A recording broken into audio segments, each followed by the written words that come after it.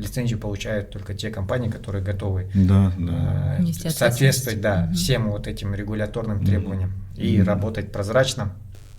И главное, обеспечивать безопасность клиентов и их средств.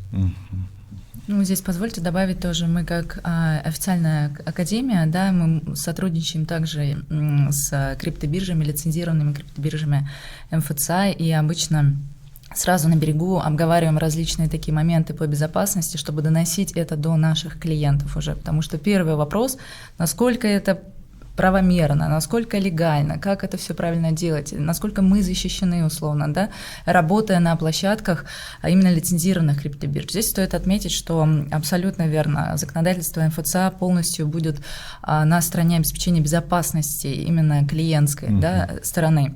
Вот, поэтому со стороны лицензированных криптобирж могу сказать, что помимо того, что